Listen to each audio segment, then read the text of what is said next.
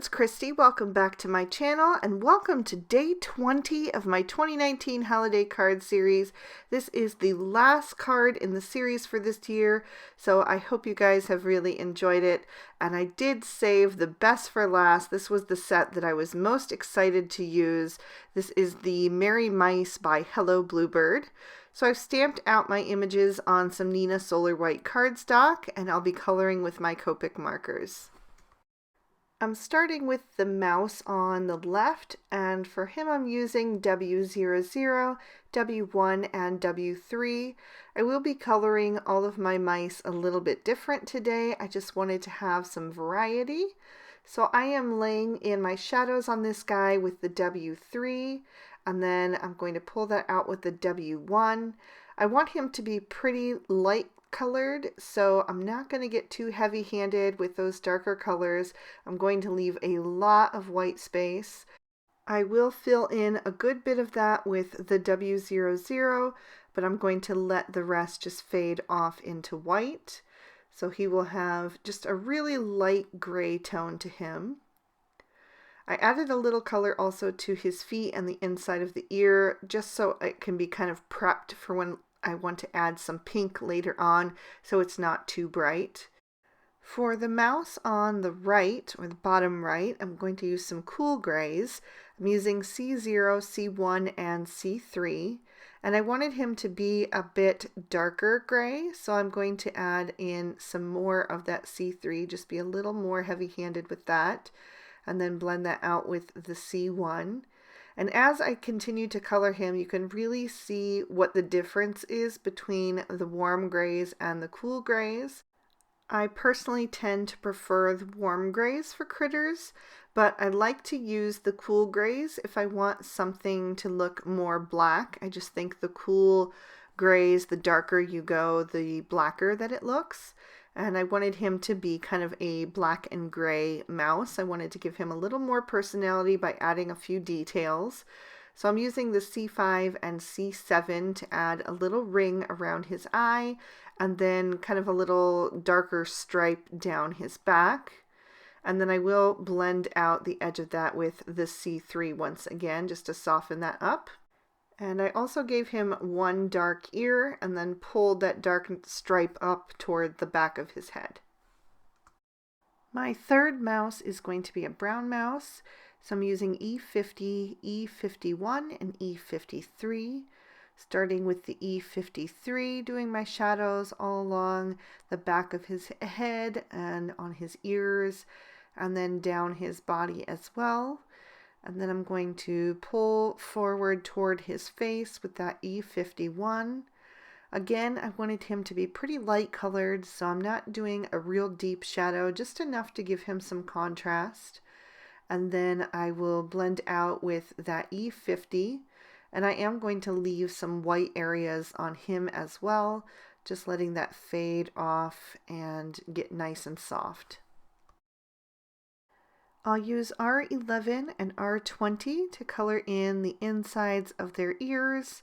I'll also give them some rosy cheeks and color in their noses, feet, and tails. And I just showed the one on camera because I did them all exactly the same. The R20 in this case is the darker shade, so I started with that and blended out with the R11.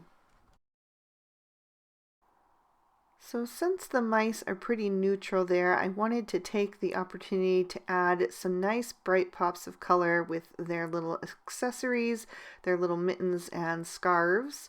So I'm doing some jewel tones on today's card.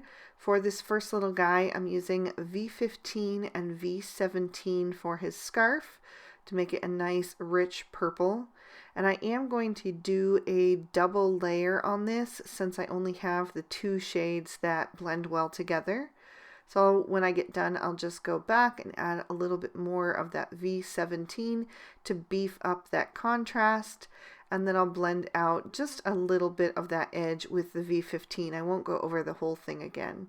And then off screen, I'll also color in a few of the light bulbs on the strands of lights. For the mouse on the bottom right's scarf, I'm going to use my favorite red combo, which is R29, R39, and R59. And this is such a rich red. It's a perfect jewel tone red. So I'm just using that R59 first and then blending forward and down with the R39 and finishing with that bright R29. And then I also will color the little bow off screen and a few more of the light bulbs on that strand. Then I'm moving on to B21, B23, and B26 for my third little mouse, using the B26 first and then blending out with the B23 and then finishing with the B21. You'll notice in a moment that I did have some leakage with this marker. It happened off screen, so I just went ahead and fixed it off screen, but you've seen me do that before. I just traced around it with a white gel pen, and I did have to color a little bit of that mouse again. I had to push away the blue with the colorless blender and recolor him, but you've seen me do this in lots of other videos. It's something that happens. So I'm moving on to my little snow mouse, and I'm using BG10 and BG11 to add some shading to him, and then just letting that fade off into the white. And then I'll also use this same combo for the little snowball that the mouse on the bottom right is holding. Then for the snow mouse's scarf, I'm using RV13, RV14, and RV17. I laid in my shadows with the RV17, and then I'm pulling toward the center and down with the RV14, and then finishing with the RV13. So again, I did a central light source. I do this pretty often. So I always put the shadow on their backs and then put the highlight on their front. Or if they are facing completely forward, like in the case of the snow mouse, I did the shading equally on both sides. For the little ladder there, I'm using YG61, YG63, and YG67. I thought I would do a little bit of an olive tone for something different rather than your traditional metal ladder. I thought maybe this one was painted wood, and it was just a good opportunity to add in an extra little bit of color there. So I'm just going to finish off shading with those darker markers and then blending out with the YG61 for the highlight. I'll take a black Sakura Jelly Roll pen and carefully dot over the eyes of all the mice just to make them nice and bright and lively, and then I'll trim these images out with the matching dies. So now I'm taking the Treehouse scene die from Hello Bluebird, and I'm going to change things up a bit. Instead of using it in the vertical orientation that the die comes in, I'm actually going to flip it on its side and use it in the horizontal orientation. So I won't be able to use all of the pieces, but I am going to use some of the little accessory bits that come in the die. But first I'm just adding some color to my treehouse. So I started with Antique Linen Distress Oxide ink, and then I'm going to come in with some gathered twigs and darken up the edges just so it has some more contrast to it. And that's really going to bring that tree to life. So I'm just carefully going over the edges, trying not to bend that up too much, but just adding a bit of darkness onto the edges and softening it into that antique linen. Then I'm masking off just the door, and I'm going to sponge on some Bundled Sage Distress Oxide ink. And I just ripped up a sticky note to-do list. I had crossed everything off of my to-do list, and so I'm just using that as a quick and easy mask. I'm also going to do the little flower box that goes underneath the upper window. I'm going back to my gathered twigs for the window and door trims, just pouncing that ink on so it's nice and dark, and then I can set those aside and bring in hickory smoke for the little stone pathway that goes in front of the door. And there's also a little bit of that brown still on my work surface, so it is picking up a little bit of that and giving it kind of a mottled look, which I was going for. I did that intentionally. So now I've got all of my little bits and pieces, and I needed to die cut a new background since I'm flipping the orientation. So I used one of the Lawn Fawn Stitch Hillside borders to separate the ground from the sky. I'm just going to line things up and then trace the inside of that little door frame with a pencil so that I can color the inside of the door with a different color rather than being the same shade as the snow that I'm going to add. I just wanted it to look like maybe a dark hallway, so I just went back to my gathered twigs. And then for the rest of that snowdrift, I'm going to use tumbled glass. And I'm just going to come down on the top edge, kind of accentuating that stitch detail and then letting that fade into the white area. So it creates a nice frosty look at the top of that snowdrift. And then for the night sky, I'm going to start with Mermaid Lagoon, which is a nice, pretty bright turquoise. I'm going to blend that about halfway up. Then I'm going to come in from the top and add chipped sapphire. And I love the way these two look when they blend together. They're just so pretty.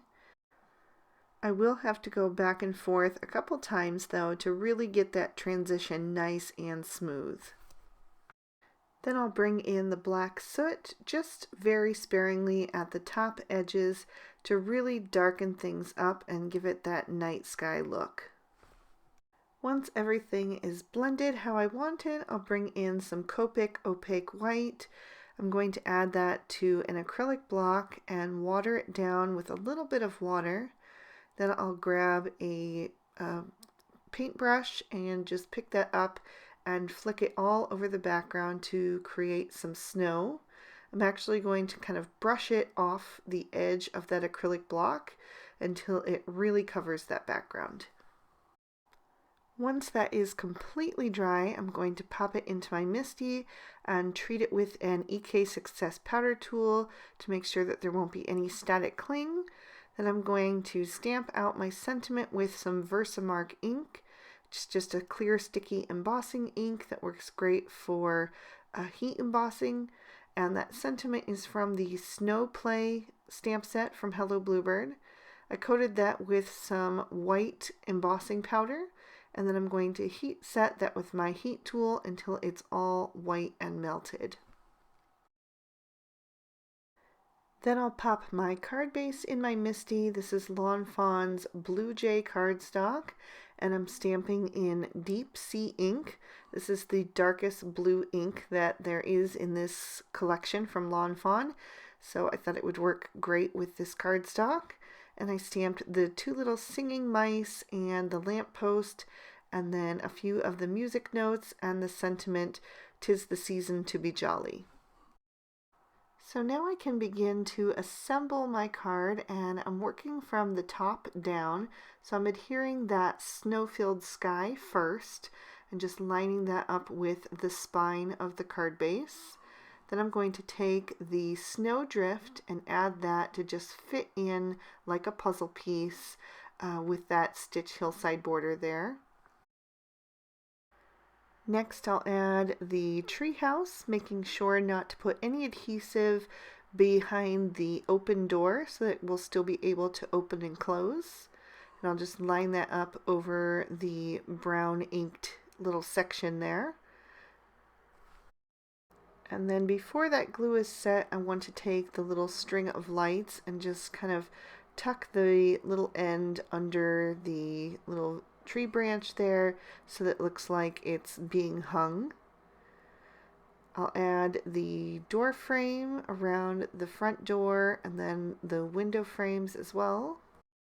And I also wanted to be sure to add that little flower box before the light strand dried. And there's also two little shutters that go on either side of that top window. So I'm going to add those quickly as well before that glue has time to dry. That's why I like using liquid glue. You have that little bit of time to be able to add little things underneath until that glue is set permanently. I'll add the ladder, and then I'll set an acrylic block on top of that to help it dry flat. And then I will fish out my little brown mouse and add her to the ladder so that she can be up there hanging that strand of lights. And then I'll set that acrylic block back into place, just since I have so many layers there. I want to make sure that it dries nice and flat. Then I'll take the little pieces of the stone pathway that's coming out from the front door and just add that to the scene in front of the treehouse. Then I'll take the mouse that has that big snowball, and I'm going to add him over on the right hand side of the card. And then I'll take the snow mouse and I'm going to tuck that up behind him on the hill, right underneath that sentiment. And then the other little mouse is going to be helping to build that snowman. So I'll add him kind of a little bit in front of that ladder. That's also going to add some more depth to the scene. And then he's going to be holding the little hat for the snow mouse.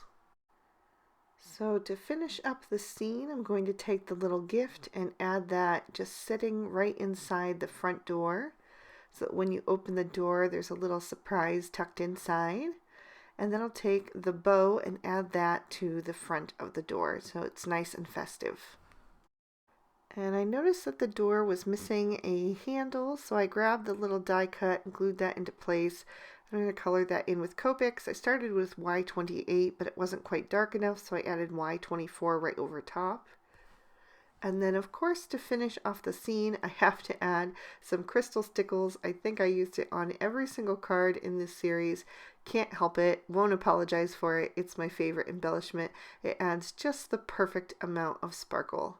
So I added it to all of the light bulbs on the strand, and then all of the little scarves that the mice have.